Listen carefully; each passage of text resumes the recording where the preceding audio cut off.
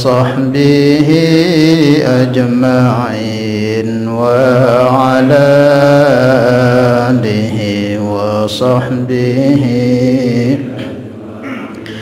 صلى الله ربنا على النور المبين أحمد سيد المرسلين وعلى آله وصحبه أجمعين وعلى آله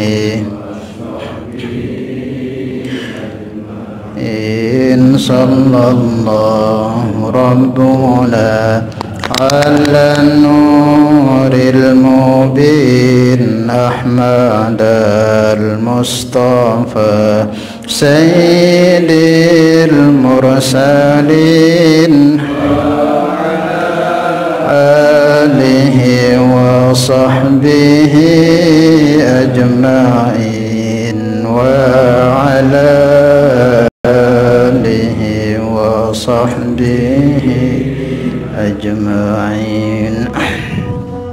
بسم الله الرحمن الرحيم. إلى حضرة النبي المصطفى سيدنا رسول الله صلى الله عليه وسلم وعلى آله وأزواجه وذرية الصحابة وأتباعه، إلى حضرة جميع إخوانه من الأنبياء والمرسلين والشهداء الصالحين أولياء المقربين علماء العاملين والمصنفين وجميع الملائكة المقربين، وخصوصا إلى حضرة الإمام أحمد بن عطاء الله السكندري رضي الله تعالى عنه. شاء لله لهم الفاتحة.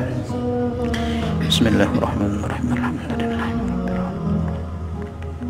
إياك نعبد وإياك نستعين اهدنا الصراط المستقيم صراط الذين أنعمت عليهم غير المغضوب عليهم. Ya, insyaallah dibaca.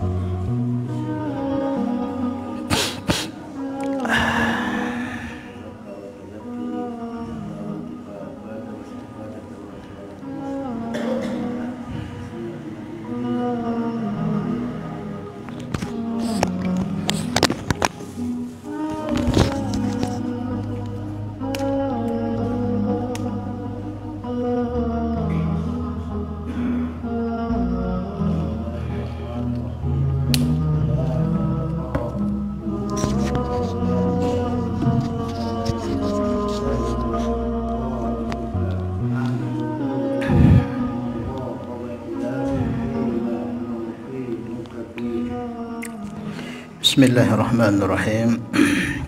Nawaitu ta'allum wa ta'lim, tadhakkur tadhkir, nafa wal intifa, ifada wa istifada, wa hatta 'ala tamassuki bi kitabillah wa sunnati nabiyhi wa dilalata ila al-khair wa du'a ila al-huda ibtigha mardatihi thawabihi wa qurbihi. Amin. Qala al-muallif rahimahullahu ta'ala alayhi wa nafa'ana Allah bihi wa bi ulumihi fid dunya wal akhirah. Alhamdulillah, hadirin jamaah salat maghrib yang sama-sama dirahmati dan dimuliakan Allah Subhanahu wa taala.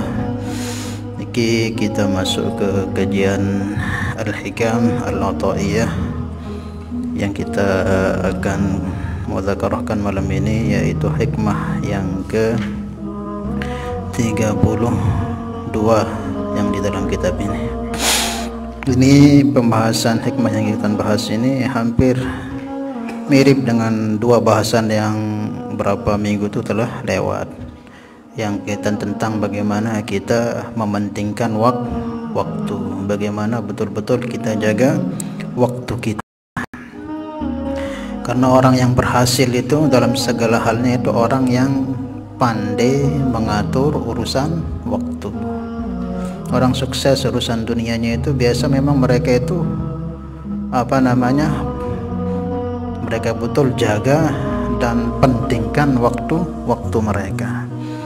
Mereka bagi betul, mereka jaga betul waktu-waktu mereka, sehingga mereka menjadi orang-orang sukses. Dan biasa orang-orang yang tidak sukses dalam urusan dunia itu biasa karena kurang memperhatikan waktu, kurang menjaga waktunya. Kalau istilahnya orang-orang barat itu, bahasa Inggrisnya itu apa? Waktu adalah uang. Betul-betul dijaga. Kalau betul-betul nggak penting, nggak mereka habiskan dalam hal yang tidak penting itu. Nah, sehingga mereka dalam urusan dunia berhasil berkembang maju. Begitu juga dalam urusan agama. Dalam urusan agama yang betul-betul jaga waktunya, pentingkan waktunya, tidak dibiarkan begitu saja lewat atau tidak disalahgunakan dalam hal-hal yang haram dan sebagainya. Maka orang-orang seperti itu jadi dia apa yang dia tuju. Santri kalau mondok itu betul-betul jaga waktunya, tertib waktu dijaga, waktunya ngaji, waktunya mutalah, waktunya tidur betul tidur, waktunya makan betul makan, enggak dipindah-pindah waktunya. Itu insyaallah santri yang kayak begitu sukses berhasil dalam hal apa saja. Nah begitu juga orang yang ingin terlebih, ini kajian kita ini kan kajian ma'rifat, kajian tasawuf, yang ingin bisa sukses dalam bermujahadahnya menjadi para kekasih-kekasih Allah, dekat dengan Allah, tentunya hal yang paling penting dia jaga itu bagaimana waktunya diisi dengan hal-hal yang mendatangkan keridhaan dan kedekatan kepada Allah Subhanahu wa taala, dan menjauhi hal-hal yang mendatangkan murka Allah atau hal-hal yang kurang disukai. Kalau yang mendatangkan murka Allah kan maksiat, waktu dalam pemaksiatan kan mendatangkan murka Allah, atau yang mendatangkan ketidaksukaan Allah, yaitu hal-hal yang kurang bermanfaat. Istilahnya bahasa kita itu hal-hal yang tidak ada faedahnya. Tidak ada faedahnya apa maksudnya? Habis waktu dalam ngobrol yang tidak bermanfaat. Oke, kalau urusan dunia mungkin kita ngobrol, untuk akhirat apa-apa. Kadang-kadang ngobrol itu tidak tentu apa yang dibahas itu, ngerere terus. Kadang habis dalam main permainan yang kurang bermanfaat. Nah itu bagi orang-orang yang ingin menjadi kekasih Allah harus dikurangi, kalau bisa stop ya. Nah, kalau orang yang ingin bisa menjadi seperti itu, maka banyak waktunya dalam hal-hal yang kaitan bagaimana dia bisa sampai kepada Allah Subhanahu wa taala. Nah ini bahasan kajian kitab niki untuk itu, insyaallah ya. Nah minimal ya kita yang awamul muslimin, kayak bahasan yang kemarin itu kan ada dua pembahasan itu. Kalau pembahasannya untuk awamul muslimin yang kemarin masalah nafas itu, untuk awamul muslimin hendaklah kita nafas kita itu jangan dihembuskan kecuali dalam hal-hal yang baik kita. Itu yang pertama untuk awamul muslimin, untuk kita ini. Nafas berada dalam majelis, ini nafas yang baik ini kita hembuskan dalam majelis ini. Nafas berada dalam zikir, atau nafas berada dalam usaha kebaikan-kebaikan untuk niat untuk akhirat juga baik. Tapi kalau nafas kita hembuskan dalam kemaksiatan, dalam mendatangkan kemurkaan Allah, itu akan jadi masalah. Atau nafas yang kita hembuskan dalam hal tidak bermanfaat juga nanti bermasalah itu. Min husnil islamil mar'i tarkuhu ma la ya'ni. Termasuk bagian dari kebaikan keislaman seseorang itu meninggalkan hal-hal yang kurang bermanfaat. Teman-teman masih senang di hal-hal yang bermanfaat, apalagi itu menyebabkan kita ini bertengkar, bermusuh-musuhan, berarti dia sungguh-sungguh memang untuk perkara yang kita tuju itu. Apalagi yang akan mendatangkan kita saling kontok-kontokan gitu. Usaha kalau pengen kita menjadi kekasih Allah, kita buang itu. Fokus sudah tujuan kita ini bagaimana dekat dengan Allah, insya Allah sukses. Itu awamul muslimin. Hendaklah napas-napas yang kita hembuskan ini kita hembuskan dalam amal. Maka orang-orang dulu itu supaya enggak sia-sia, tidur ini kan seolah-olah sia-sia, makan itu nanti sia-sia, itu tidak ada pahala, tidak ada dosa di situ. Begitu aja, itu umur juga itu dipertimbangkan sama mereka, sehingga mereka tidur juga pakai sunnah, sehingga setiap hembusan nafasnya walaupun tidur tetap mendatangkan pahala. Karena nggak mau mereka tidur ini kan, coba kita bagi waktu tidur kita sehari itu berapa minimal tidur? Berapa? Kalau maksimal 8 jam misalnya. Marah-marah itu lah saya pegawai beratnya 4 jam 5 jam gitu. Itu bagi orang-orang penting nih waktu, jangan disia-siakan. Maka orang-orang dulu itu orang-orang apa namanya yang tidak sampai arifin, yang masih dalam artian orang-orang yang abror lah, nah, kayak di atasnya kita sedikit begitu, tidur mereka pun mereka pakai sunnah sehingga berpahala, makan berkum pakai sunnah sehingga berpahala, jalan semua pakai sunnah sehingga tetap hembusan nafas dalam kebaikan.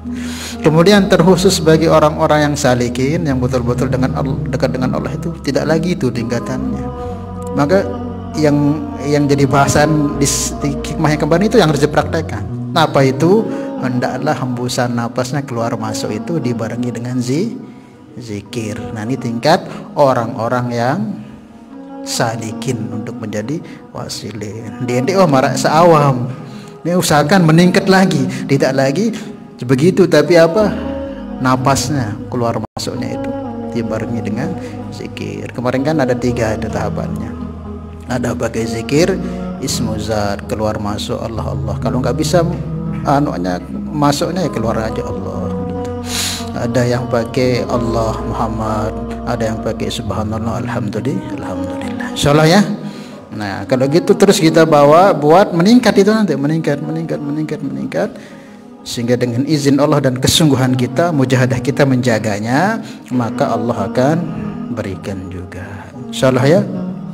Nah, hikmah yang sekarang ini yang kita akan bahas, jangan sampai karena keterikatan kita dengan urusan dunia ini sehingga kita tidak mau atau menunggu selesainya kita dari keterikatan dunia ini untuk buat kebaikan atau buat amal.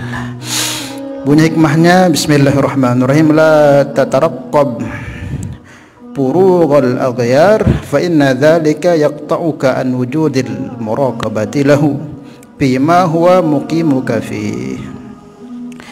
Terjemahnya, la tataraqqab, jangan kamu menunggu, furughul aghyar, rampungnya, selesainya al-aghyar. Al-aghyar ini artinya yang lain, maksudnya yang lainnya dia selain Allah atau yang berubah. Kalau yang berubah ini kan makhluk ini sudah, yang selain Allah itu semua berubah keadaannya. Yang enggak berubah itu, yang akan kekal itu Allah. Jangan kamu menunggu rampungnya atau selesainya kamu dengan al-aghyar, dengan urusan-urusan keduniaan, untuk kamu ingin mendekat kepada Allah, untuk ingin beramal kebaikan, menjadi orang-orang dicintai Allah. Antah te jodoh adik tengkah sibuk pok temele zikir, pok temele ngaji dan sebagainya, itu enggak bisa. Aghyar kan bahasa umumnya dunia lah. Karena setiap waktu ini kita akan terikat dengan dunia, terikat istri kita, terikat anak kita, terikat rasa ngantuk kita, terikat lelah kita, terikat dengan urusan teman kita, terikat dengan urusan bisnis kita. Setiap waktu begitu. Dek tebo lepas lagi kita masih lek dunia.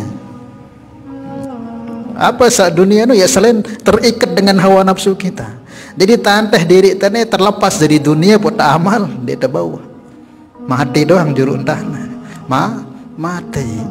Dan namanya apa namanya perkara-perkara, namanya masalah apa itu akan datang sudah berganti kepada kita. Selesai itu datang ini, selesai itu datang ini, selesai datang itu, kadang tambah banyak. Kalau kita tunggu selesainya urusan kita dengan keduniaan ini yang kita nggak bisa lepas darinya, untuk kita mau beramal, maka itu termasuk perkara yang apa namanya, kebodohan, seperti yang kita bahas dulu itu. Fa inna dzalika, maka menunggu akan rampungnya dari terikatan kita dengan dunia untuk kita buat amal, yaqta'uka, akan memutuskan engkau an wujudi muraqabati lahu, daripada muraqabah kepada Allah. Jadi kalau kita mau berhenti dalam urusan keduniaan kita, terus kita mau berbuat amal, itu tidak akan bisa, karena dunia akan terus mengikuti kita kemanapun kita pergi. Kalau kita mau berhenti di situ, maka terputuslah muraqabah kita kepada Allah. Makanya dalam hikmah ini, walaupun bahasannya hikmah ini masalah tasawuf, ini mengajarkan kepada kita bahwa memang kita ini nggak bisa lepas dari urusan keduniaan. Dalam artian Al-Imam Ahmad ini nggak melarang kita untuk memiliki apapun dalam keduniaan ini. Kita mau punya istri boleh, silahkan. Kita punya istri bukan 1, 2, 3, 4 boleh, silahkan. Mau punya anak segerobak, silahkan. Mau punya harta sebanyak-banyaknya, silahkan. Mau punya jabatan, silahkan. Karena itu nggak berpengaruh. Karena itu jalan kita untuk bermuraqabah kepada Allah. Muraqabah itu apa? Di saat kita merasa senantiasa diawasi oleh Allah. Kita punya harta. Kalau orang merasa muraqabah diawasi oleh Allah, tidak akan mudah disalahgunakan hartanya, karena senantiasa diawasi oleh Allah. Mesti dia akan gunakan dengan sebaik-baiknya, mesti dia akan tasarrufkan kepada hal-hal yang akan mendatangkan keridhaan Allah. Jadi situ. Jadi pedagang juga begitu. Pergi ke pasar tidak akan berani bohong dalam dagang jual belinya, karena dia merasa diawasi oleh Allah Subhanahu wa taala, merasa dipandang terus oleh Allah Subhanahu wa taala, sehingga walaupun di pasar dia kekasih Allah. Jadi enggak dilarang. Malah kadang kita yang di masjid ini malah pikirannya ke pasar. Kita malah di pengajian pikirannya ke pasar. Paham ya? Jadi apapun, mau jadi punya jabatan juga tidak masalah. Agama nggak melarang, silahkan. Tetapi apa? Tanamkan rasa diawasi oleh Allah tatkala kita punya jabatan. Jangan buat hal-hal yang akan memberi resah, susah, masalah atau menyusahkan daripada umat. Nah, orang yang benar dalam jabatannya, maka dia akan buat hal-hal yang mendatangkan kemaslahatan kepada umat. Karena membuat susah umatnya Nabi, akan memberi susahnya Rasulullah. Kalau Rasulullah susah, maka akan beri datangnya kemurkaan Allah Subhanahu wa taala. Jadi jalan muraqabah itu dunia ini. Tebedoyana kesenina. Nah, gimana kita bergaul, berhubungan dengan mereka? Tentunya kalau orang itu merasa diawasi oleh Allah, tentu tidak akan berani menyakiti atau memberi susah atau memberi beban kepada anak dan istrinya, akan berbuat sesuai kaidah yang diajarkan oleh Islam kepada anak dan istrinya. Jadi kalau kita mau berhenti dari itu terus kita mau buat amal, nggak bisa, karena kita tetap akan terikat dengan urusan keduniaan. Maka gunakan dunia yang kita miliki itu semuanya dalam rangka taat kepada Allah Subhanahu wa taala. Bima huwa muqimuka fi, bima dalam perkara huwa di Allah muqimuka fihi, menempatkan kamu di sana. Jadi kalau kita ditempatkan oleh Allah sebagai seorang ustadz, pengajar, dia mesti di sana. Sampaikan ilmu kepada umat, fokus nyampaikan kepada umat, dan tanamkan muraqabah di sana. Jangan gunakan ilmu untuk hal-hal yang kurang bermanfaat atau yang membawa umat menjadi bingung, resah ataupun tersesat. Nah, di situ kita ditempatkan oleh Allah jadi orang awam juga. Bagaimana sikap kita? Maka tentu nuntut ilmu, dekatkan diri kepada para ulama dengan orang-orang soleh, orang-orang paham agama. Kita jadi pedagang misalnya, maka bagaimana? Ditetapkan, bukan dilarang, silahkan.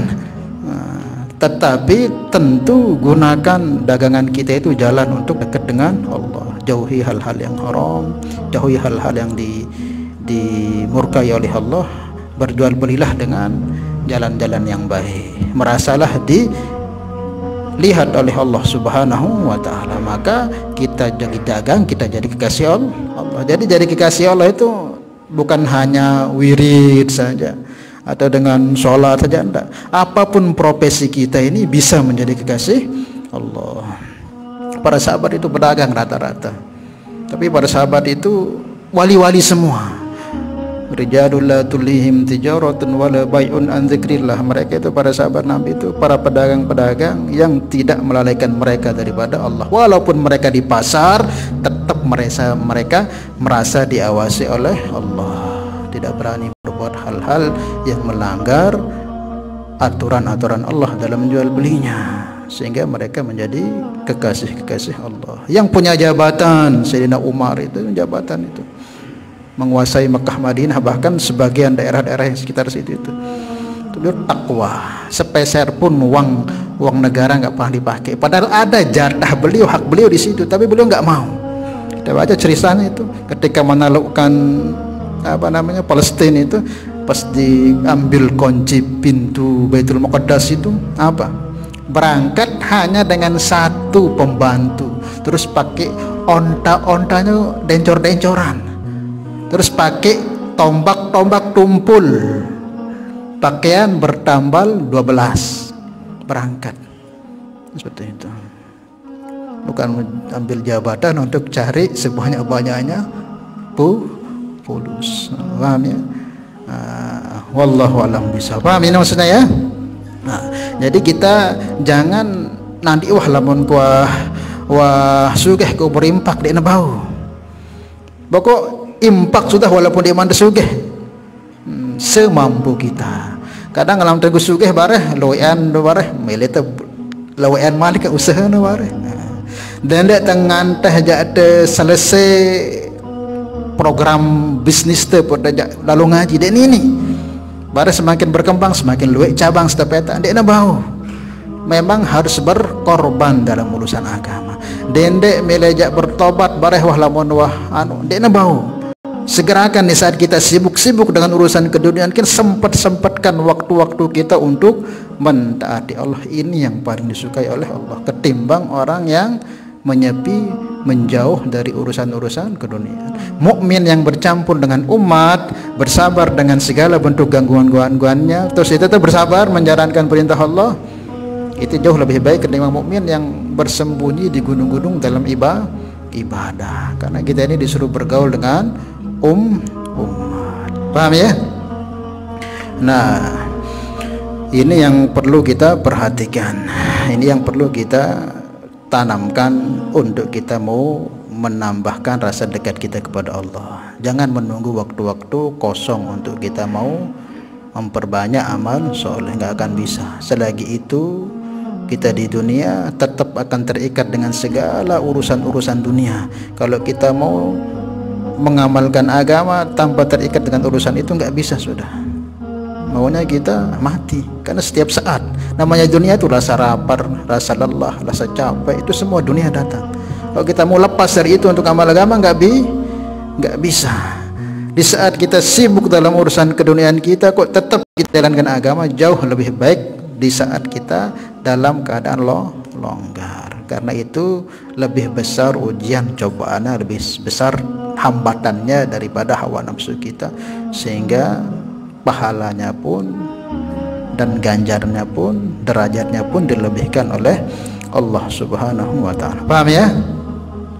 Ini penjelasannya hampir sama kayak hikmah-hikmah yang dahulu itu. Cuman ini kalau dulu itu waktu, kalau ini urusan-urusan keduniaan kita ini, pegawaian-pegawaian kita, atau anak istri kita, atau pekerjaan kita, atau teman kita, itu semua jangan menghalangi kita untuk tidak berbuat amal. Kalau kita menghalangi diri kita atau nanteh bareh wah berarti lepas wah muraqabah kita itu dengan Allah, berarti tutup sudah rasa muraqabah kita tuh, rasa diawasi oleh Allah Subhanahu wa taala. Kemudian muraqabah niki bagaimana caranya supaya kita bisa dapatkan muraqabah, tahu ya? Ada yang tahu muraqabah? Muraqabah niki di bawah derajat ihsan. Kita diperintahkan kan oleh Allah dan Rasulnya itu tidak hanya sekedar beribadah saja, tapi beribadah yang sampai kita minimal merasa diawasi oleh Allah Subhanahu wa taala. U'bud rabbaka hatta ya'tiyakal yaqin dalam Al-Qur'an. Sembahlah Tuhanmu sampai keyakinan mantap ada pada dirimu. Ada tafsir seperti itu, ada yang mengatakan sampai mati. Kemudian Nabi perintahkan ubudullaha ka'annaka tara, sembahlah Allah sampai kamu melihat Allah. Fa illam takun tara fa innahu yara. Kalau enggak sampai gitu, merasa kamu diawasi. Jadi itu target ibadah yang diinginkan oleh Allah dan Rasulnya, bukan sekedar sembahyang selesai, sembahyang selesai, sembahyang enggak. Target yang diinginkan Allah itu dan Rasulnya bagaimana itu menjadi menjadi hal dalam kehidupan kita, sehingga kita merasa selalu bersama Allah Subhanahu wa taala.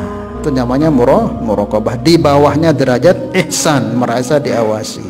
Nah, ulama katakan bagaimana sih Ustaz caranya supaya kita bisa merasa terus diawasi oleh Allah Subhanahu wa taala? Apakah ada amalannya?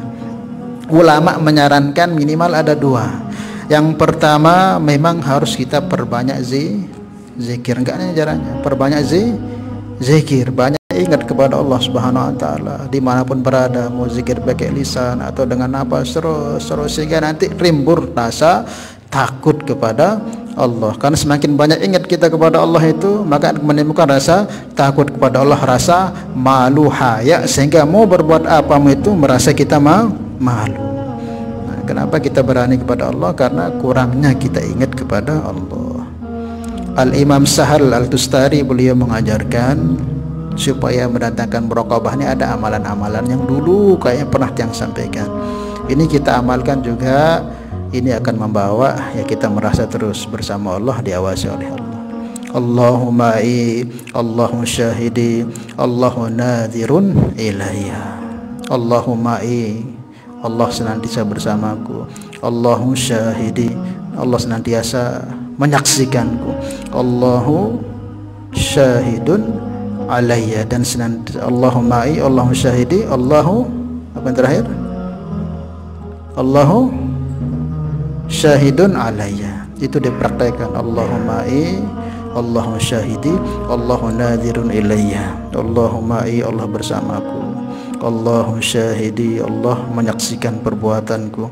Allahu nadhirun ilayya, Allah senantiasa memandang perbuatanku. Terus beliau amalkan itu setiap saat, setiap waktu, sehingga menimbulkan rasa-rasa diawasi, dilihat, diperhatikan terus oleh Allah. Ada jalannya.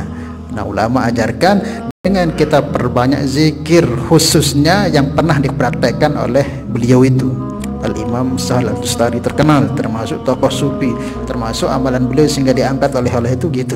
Setiap saat, ketika mau tidur, ketika jalan, ketika ramai, kita sepi, terus Allahumma sambil direnungkan, bukan Allahumma Allahu syahidi, Allahu nadhirun ilai, Allahumma Allah bersamaku, Allahu syahidi, Allah menyaksikanku, Allahu nadhirun ilai, Allah senantiasa memandang setiap gerak-gerikku.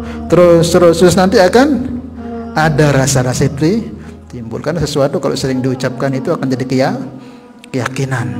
Sesuatu kalau kita sering ucapkan akan jadi kemantapan dan keyakinan. Itu yang pertama, dengan kita amalkan wirid zikir terus berkelanjutan.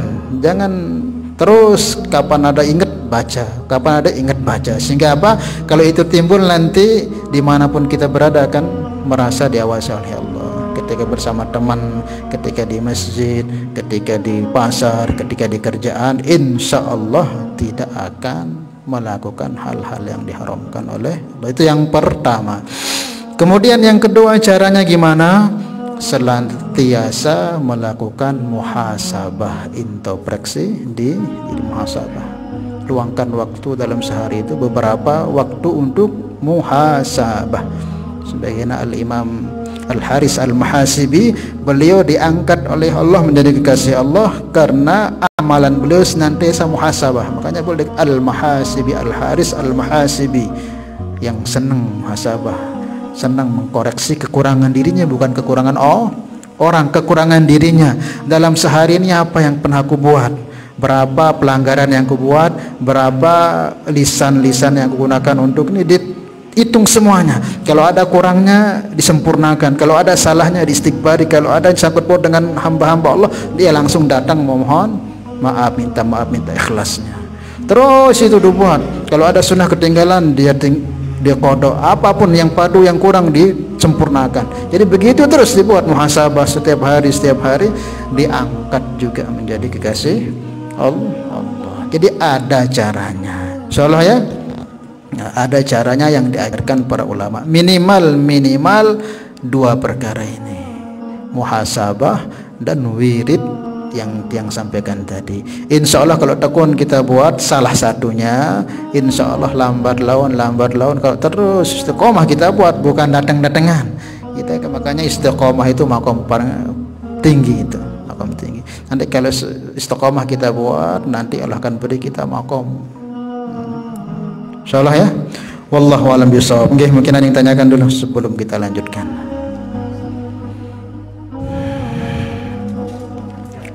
Ya.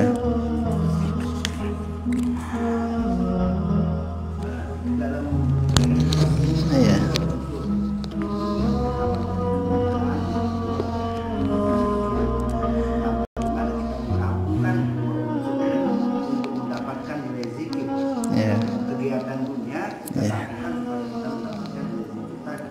Ya. Jadi ada istilah amalan mahdhah dan gairu mahdhah. Kalau mahdhah ini kan sholat, itu jelas itu memang ibadah. Ngaji ini termasuk jelas ibadah, itu mahdhah, itu murni ibadah gitu.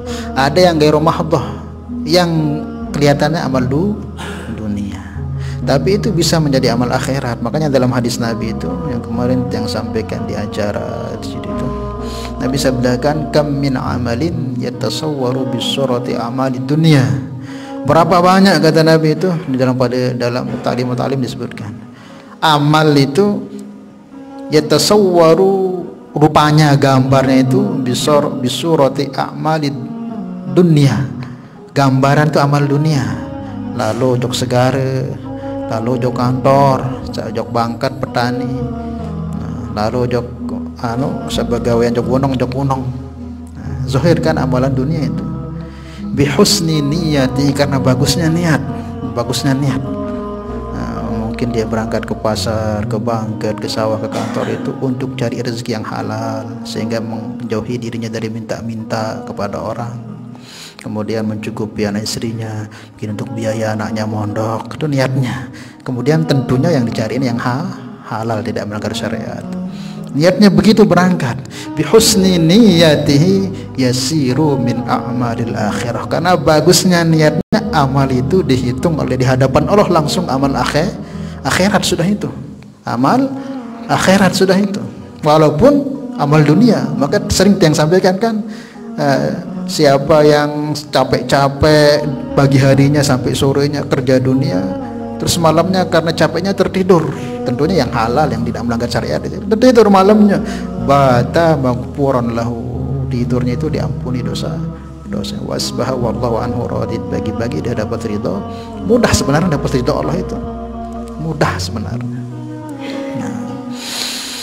Paham ya? Karena bagusnya niat, walaupun gambarannya gambar dunia, tetapi jadi akhirat. Sebaliknya lagi, wa kam min amalin yatasawwaru bisuratil a'malil akhirah. Berapa banyak, bukan satu, berapa banyak amal yang kelihatannya, zahirnya, nampaknya itu amalan akhirat.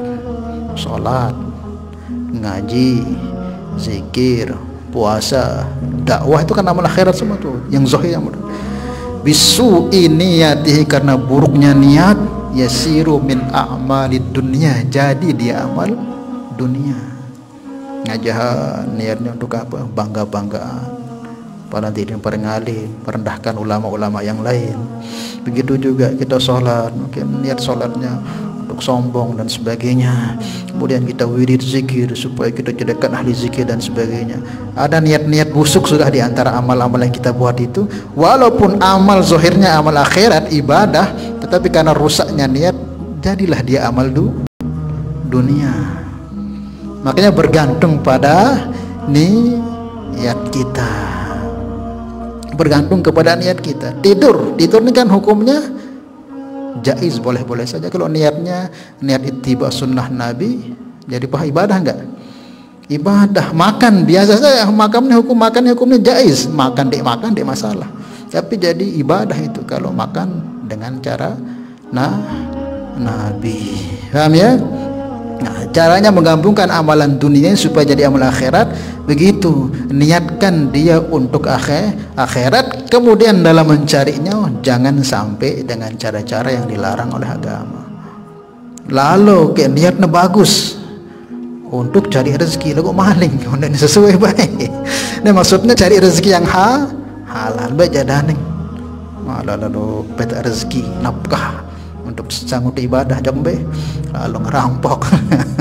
Dia ini sesuai salah. Niat harus benar dan caranya juga harus benar, yang halal, baru itu nanti diganjar ibadah di sisi Allah walaupun kelihatannya amal dunia. Oh, berarti dia tahu hang lalu ngaji ke? Dia tetap ngaji, niatnya lagu. Arab dengan bareh, wah dia perlu ngaji tengene doang dalam begawean mau teu pahalangan ini salah amasino. Ngaji tetap berusaha, tetap ngaji no perintah Allah. Wajib terlalu ngaji no. Tandek salah ibadah teh. Berusaha juga perintah Allah, dua-duanya kita jalankan bareng.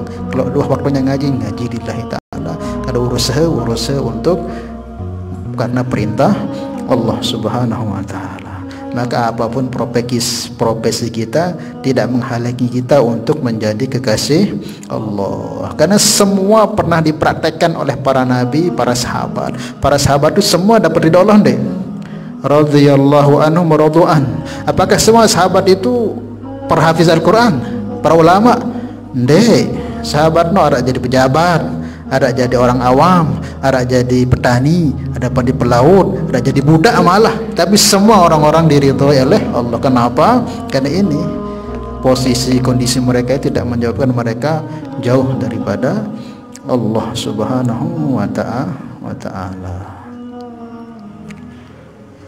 Oke, ada lagi?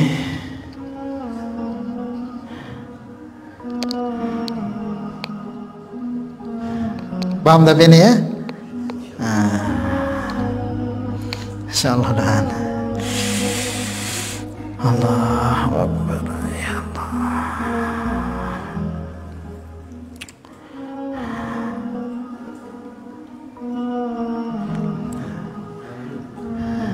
Saya ada waktu ini, soalnya keterangan yang ini hampir sama kayak kemarin. Kalau muraqabah ini kita buat istiqomah, nanti naik kita ke derajat yang namanya ihsan. Muraqabah ini kalau merasa terjawasi terus nanti lama-lama istiqomah naik ke derajat ihsan. Inilah anunya yang intinya diperintahkan itu. Bukan lagi dilihat oleh Allah, tapi bukan lagi kita merasa diawasi, tapi merasa kita melihat Allah tentunya dengan hati. Terus kita jaga istiqomah, naik nanti ke makom namanya. Kan ada makom ada makom ilmul yakin, ada ainul yakin, ada hakul yakin. Di atas hakul yakin ada lagi namanya makom bako, kemudian makom fana, terus bako. Nah, untuk kita sudah mau kena ke makom hakul yakin ini, istiqomah terus. Nanti orang istiqomah akan diberi makom namanya makom fana. Terus ridho. Nah, terus ridho kepada keputusan Allah, tidak mengeluh resah dengan apa yang ditetapkan oleh Allah. Pokoknya apa yang datang dari Allah baik semua dianggapnya, terus istiqomah dia buat, akan diberikan namanya makom kok masih dua tingkatan sebenarnya keimanannya. Lagu sak fardu bagi kita ngaji sifat 20 no. Adapun yang tadi itu bagi orang yang mau. Tingkatan kita yang wajib dalam ilmu akidah itu sebatas kita mengkaji ilmu yakinnya, ilmu akidah 20 itu. Agar kita mau untuk lebih dekat dengan Allah Subhanahu wa taala, ya harus kita mendapatkan ainul yakin, hakul yakin, makom seperti itu, ya harus kita mujahadah usaha. Tapi harus kita punya target seperti itu. Hidup di dunia sekali ini jangan sampai ya kita enggak berjalan menurut jalannya orang-orang yang seperti itu. Wallahu a'lam bishawab. Oke. Ada lagi yang ada? Iya. Iya.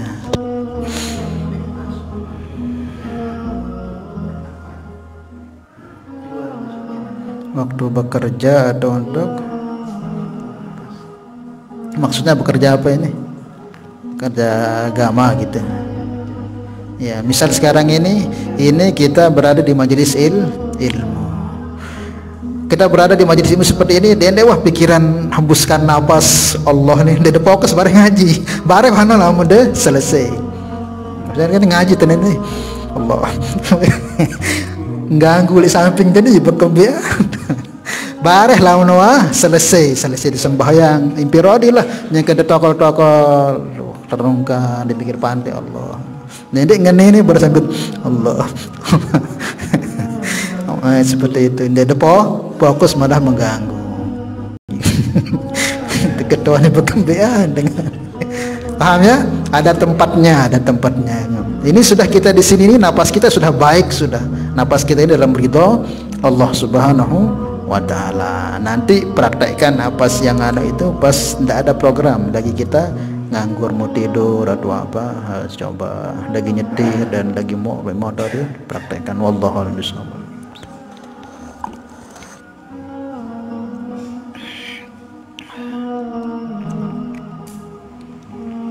Apa lagi?